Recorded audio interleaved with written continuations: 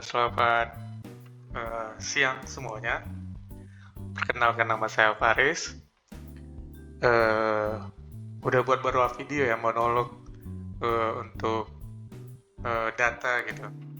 Semoga saya lebih terbiasa dan lebih jelas menjelaskannya. Kali ini di video ini saya ingin menjelaskan dashboard. Tujuan dashboard yang saya buat ini untuk mengoptimize strategi stok produk melalui analisa data penjualan. Nah, yang pertama itu problemnya ini munculnya itu ketika teman saya dapatnya case-nya ini dari teman saya. Dia membutuhkan seorang data analis untuk menganalisa data penjualannya 2 tahun ke belakang. Karena dia bisnisnya nggak terlalu besar ya, walaupun kalau saya bilang omsetnya cukup besar untuk dibilang UMKM, namun masih di-handle sama si owner dan cuman beberapa tim gitu, nggak ada tim yang proper untuk menganalisa data. Nah, dia merasakan kalau ada suatu waktu di bulan tertentu stoknya itu berlebih dan suatu waktu stoknya itu rendah gitu, tidak mencapai penjualan atau kekurangan stok saat menjual atau kelebihan stok di bulan tertentu. Nah, ini akhirnya menimbulkan ada biaya yang tak terduga dan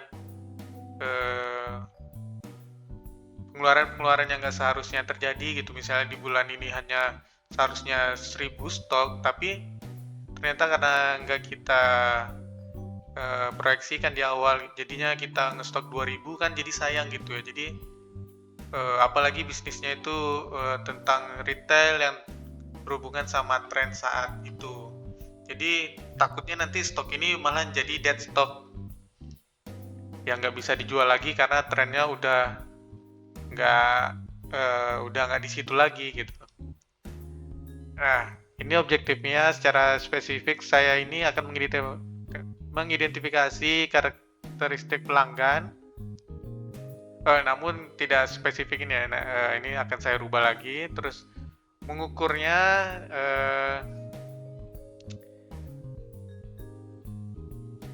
maaf, ini salah yang objektif ini ya. Nah, ini maksudnya matrix. Matrix yang akan saya kalau bisa dibilang goalnya itu pertama itu yang mau kita lihat adalah pertumbuhan penjualannya berdasarkan waktu, kemudian kinerja produknya bisa kita lihat dengan SKU dan juga tentunya dengan periode waktu, rentetan waktu, kemudian melihat tingkat stok dan tingkat pemesanan ulang, cukup dengan timeline transaksi atau item perharinya gitu ya. Kemudian itu forecast ramalan penjualan, sehingga kita bisa menebak nih kebutuhan stok nanti itu berapa gitu. Tujuan akhirnya sih di poin yang 4 ini gitu. Nah, dataset overview-nya ini ada 28 kolom, cuman yang dipakai semua, dan jumlah barisnya, jumlah transaksinya itu ada 98.000 hampir 100.000. Ini data yang bisa saya munculkan.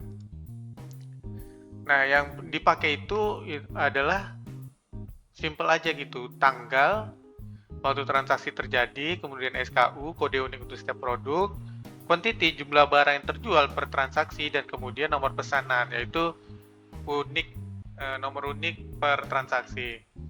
Yang mau melihat dashboardnya bisa ke sini. Nah, ini dia screenshot dashboardnya. Saya bagi dua, pertama performa transaksinya gitu ya. Yang pertama performa transaksi, yang kedua adalah performa produk. Sebenarnya kalau untuk perbandingan transaksi sama quantity ini nggak berbeda jauh ya. Kemungkinan satu transaksi itu kemungkinan 1 atau 2 gitu, jadi nggak terlihat jauh perbedaannya di angka-angkanya. Nah, nih bisa dilihat nih. Di tahun 2023 itu ada 30.000 transaksi, 2023 item yang terjual pada 2023 adalah 44.000. Jadi ya, satu transaksi itu antara 1 sampai 2 lah gitu average-nya ya. Begitupun di 2024 nggak terlalu signifikan antara transaksi tahunannya sama item yang keluar gitu. Nah, tapi di sini ada peningkatan dari 2003 2024 secara transaksi ataupun secara item. Ini dilihat dari transaksi dan item yang terjual harian, itu kelihatan di bulan Maret gitu ya, transaksi sama item itu tinggi gitu. Maret dan April di di tahun 2023 maupun di 2024. Nah, setelah itu kita lihat di ini ya, di performa produknya ya, dilihat dari SKU secara total ya, akumulasinya itu top 20-nya itu yang di pertama itu SKU GAM H gitu, dan yang kedua GAL H, dan ketiga GAL P. Nah, ini kita lihat di transaksi si GAM H ini paling banyak di bulan Maret sama April gitu. Kalau yang saya lihat di kalender itu 2023-2024 itu ini ya, antara mau masuk bulan Ramadan dan ketika bulan Ramadan gitu. Jadi ini transaksi emang disebabkan adanya event Ramadan gitu. Walaupun produknya nggak saya sebutkan gitu ya, cuman industrinya retail, teman-teman yang bisa ngebayangin gitu ya, ini produknya apa sih berhubungan sama bulan Ramadan yang jelas ya.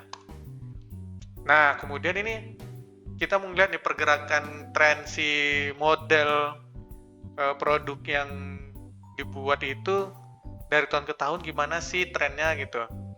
Nah, di sini dilihat GAM H sama GAL H ini 2023 juga baik, di 2024-nya lebih baik gitu. Nah, cuman ada perbedaan di GAS H gitu. Di 2023 dia bisa dilihat mungkin paling jelek ya di sini ya angkanya, namun di 2024 dia naiknya signifikan banget. Ini antara trennya mulai si model itu mulai disukai atau emang keberhasilan marketing gitu. Itu harus di cross check lagi sama tim marketingnya. Nah, untuk forecast karena saya menggunakan Tableau, jadi saya menggunakan model forecastnya di platform ini gitu ya, di software ini. Nah, dari kalau by quantity itu si Tableau ini merekomendasikan jumlah quantity, bukan merekomendasikan, maksudnya itu dia memforecast penjualan itu 6.834. Ya, artinya kalau kita memperkirakan akan terjadi 6.834 penjualan, ya seharusnya kita menyetok produk kita sebanyak itu ya. Ya kita kasihlah optimis lines atau pesimis lainnya tuh agak dikurangin 1.000. Misalnya di bulan Juni atau Juli itu kita kurangin 1.000, 2.000, karena kan itu bisa dilihat di bulan Juni ini ya angkanya nggak bagus itu, berbeda dengan bulan Maret sama April. Nah, kalau di bulan biasanya selain bulan Ramadan itu kita kasih angka pesimis.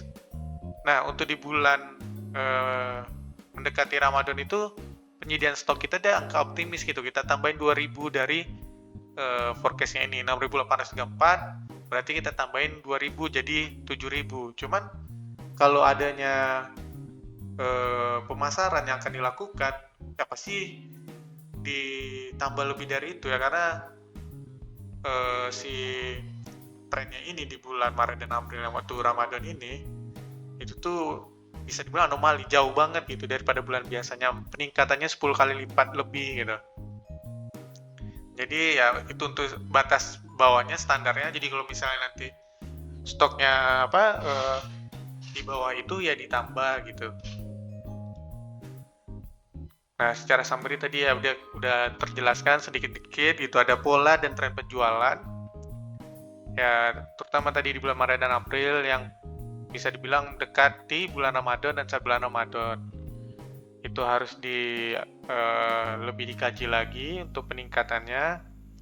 stoknya. Kemudian secara kinerja produk udah disebutkan juga, GAMH dan GALH. Kalau di sisi marketing sih, produk mana yang kinerjanya baik, namanya win product, itu ya kita marketin lagi gitu, kita pasarkan lebih besar lagi untuk menjangkau, oh ternyata ini win product ini nih, misalnya di kota Jakarta tinggi nih, yuk kita iklanin di Surabaya, mana tahu ini juga sebuah win product di kota Surabaya gitu.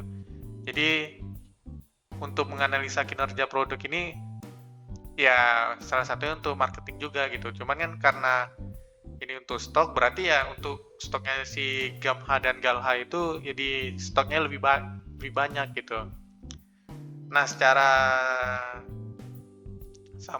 summary, yaitu model pengelolaan stok yang efisien.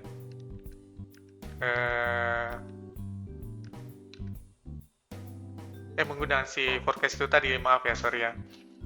Nah, namun untuk rekomendasinya itu menerapkan kebijakan stok berbasis data. Jadi teman saya ini harus memiliki tim data ya, mulai dari mungkin data engineer atau data science, kemudian data analis, yang mungkin dia bisa responsif gitu. Suatu waktu misalnya udah di ambang batas bawah nih, di pesimis stok tadi gitu ya kan, ya kita tambah lagi nih produknya. Jadi nggak ketika nanti ada permintaan yang melonjak gitu, jadi stoknya masih ada gitu.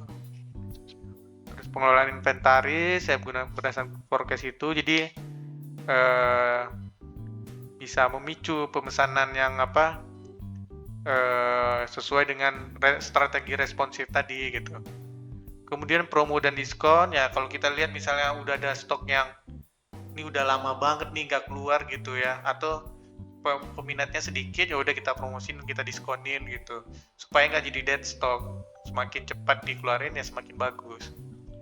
Dan berdasarkan stok berbasis data itu, kita bisa mengevaluasi dan penyesuaian kebijakan-kebijakan berikutnya untuk mengakurasikan lagi forecast di kemudian hari gitu. Kalau sekarang mungkin 6.000, mungkin dianalisa lagi bulan berikutnya bisa aja meningkat gitu ya, karena kan penjualannya bergerak gitu. Sekian dari saya. Ini bisa dilihat di website saya di farizulfadli.com untuk artikelnya, atau di Medium Fariz ZLF. Walaupun agak berbeda, satu bahasa Inggris bahasa Indonesia, kurang lebih mirip lah gitu ya. Dan untuk berdiskusi dan tanya-tanya bisa ke sosmed saya, Twitter Fariz ZLF, atau Instagram, atau bisa juga lihat di website saya. Sekian, terima kasih.